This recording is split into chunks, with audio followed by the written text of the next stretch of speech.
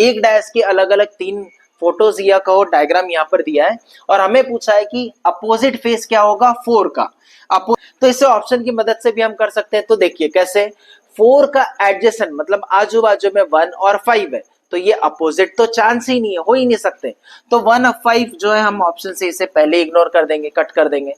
4 का एडजेसेंट 1 और 2 है, तो अपोजिट तो हो ही नहीं सकता। 1 2 कहीं है क्या, 1 तो क्रॉस कर दिए, 2 नहीं है, आगे बढ़िए।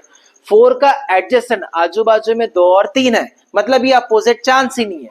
तो 2 कहीं है नहीं, 3 है, तो ये भी नहीं होगा आंसर, क्योंकि ये बाजू में आ गया, अपोजिट तो चांस ही नहीं है। तो इस तरह से हमारे पास एक ही ऑप्शन बच गया, हमारा करेक्ट आंसर रहेगा ऑप्शन डी 6। ठीक है, इससे भी यहाँ आंसर ला सकते हैं। मान लीजिए कॉन्सेप्ट समझना है हमें, तो हम क्या करेंगे, इसे सॉल्व करने के लिए हम क्या करेंगे, जो भी क्वेश्चन में पूछा है 4 उसे हम लिख लेते हैं यहाँ पे 4।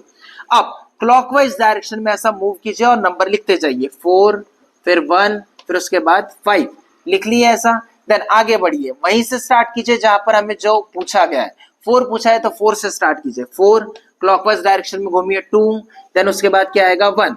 अब यहाँ पर 2 जगह पर 1 आ गया, इसलिए ये दोनों को हम चेक नहीं करेंगे, इसे छोड़ दो, आगे बढ़ो। 4 से स्टार्ट करो, 4 देन आगे क्या है क्लॉकवाइज डायरेक्शन में 3 देन उसके बाद क्या है 2। सेकंड और थर्ड फिगर में 2 2 सेम आ रहा है, इसलिए ये दोनों को कंसिडर नहीं करेंगे। किसमें अलग अलग डिजिट मिल रहे हैं हमको, ये फर्स्ट वाला और लास्ट वाले में, इसे छोड़ दीजिए पहले वाले को, क्योंकि हम वही कॉमन लेकर चल रहे थे, इधर सेम नहीं रहना चाहिए। तो ऐसा हमें फर्स्ट और थर्ड में मिला, तो इसका मतलब हमें समझ में आया 5 का अपोजिट 2 रहेगा हमेशा, 1 का अपोजिट 3 रहेगा, और 4 का अपोजिट कौन सा नंबर बच गया 6, तो 4 का अपोजिट 6 रहेगा, और वही हमने टिक किया था थोड़ी देर पहले, और यही हमारा क्या रहेगा फाइनल आंसर रहेगा।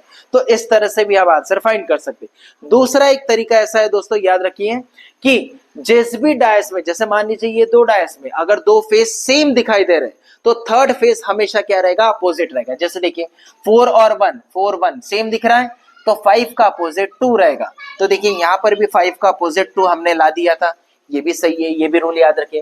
अब ये 2 डायस में देखिए 4 और 2 4 2 ये सेम दिखाई दे रहा है, इसका मतलब 1 का अपोजिट 3 रहेगा। तो देखिए 1 का अपोजिट 3 रहेगा, तो बचा क्या 4, 4 का अपोजिट क्या रहेगा, ऑब्वियसली 6 ही रहेगा। तो इस तरह से टोटल 3 तरीके मैंने आपको बताया, ये तीनों तरीके का यूज करके आप डायस के कोई भी सवाल को सॉल्व कर सकते हैं।